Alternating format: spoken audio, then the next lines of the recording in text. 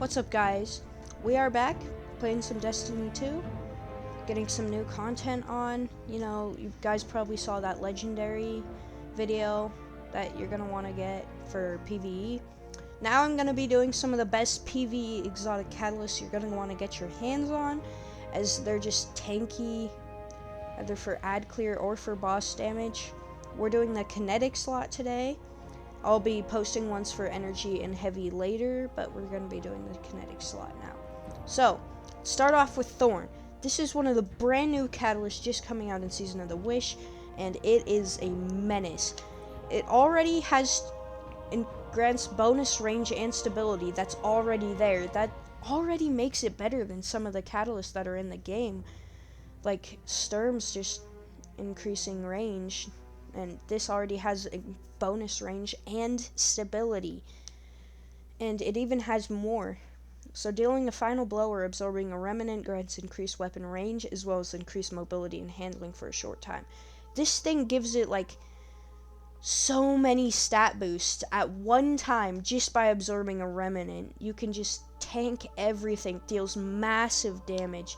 It's just a deadly hand cannon, and that we have, of course, unstoppable hand cannon this season. It's just crazy how tanky this thing is. Let's move on to Monte Carlo. This is another one of the new catalysts that came out last season, Season of the Witch, I mean. I always mix them up, to be honest.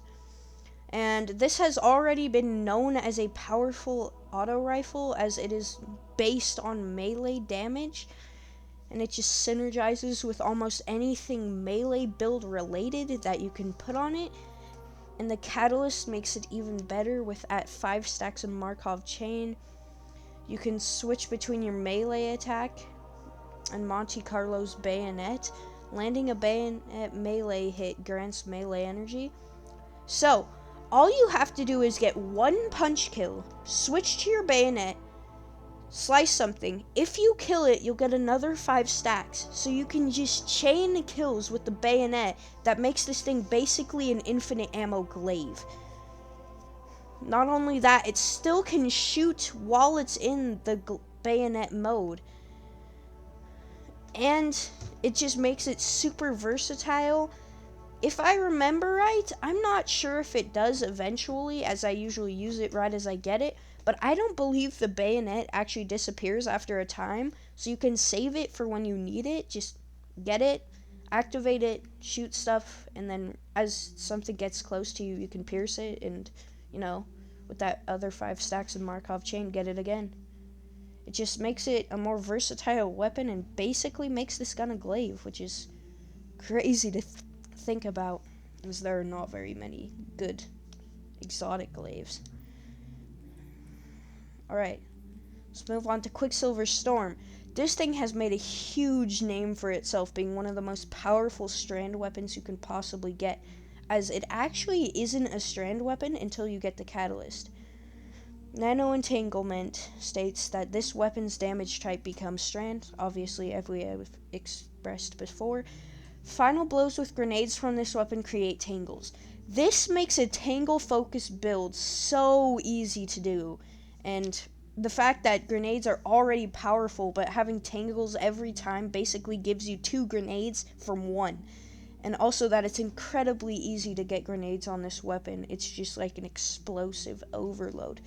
And the craziest part about it is this is a primary weapon too, so you'll just be able to tank whole adds.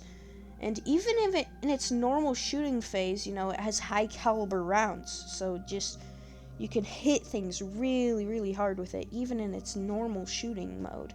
And then the rocket tracers, of course, having like an increased version of the origin trait of all the Lightfall weapons. It's just really, really nice to use.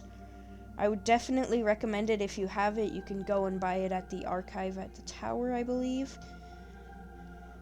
Yeah, just really, really good gun. Recommend using it like the others. No Time to Explain is definitely an interesting weapon, as it generates portals of different of the same weapon from a different universe. I don't really get it, but this is a tanky pulse rifle, one of the best in the game in my opinion. It can like summon a mini arc buddy that warlocks have, and the catalyst makes it so that projectiles from that time portal shoot even more frequently, meaning more damage that you're already putting out with this weapon. And having it be already pretty tanky with, you know, like Feeding Frenzy, Fluted Barrel being nice, and then the rewind again, like with the precision shots, just makes you shoot longer. Just overall pretty balanced gun. So, yeah, really good. Now, the final, last but not least exotic that I'll be using is Ace of Spades.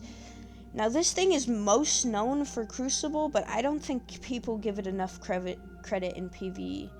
Having Firefly, which precision kills cause increase reload speed and cause the target to explode, dealing solar damage to everything, meaning that you can actually get solar damage from a kinetic weapon, which is just honestly mind-boggling. But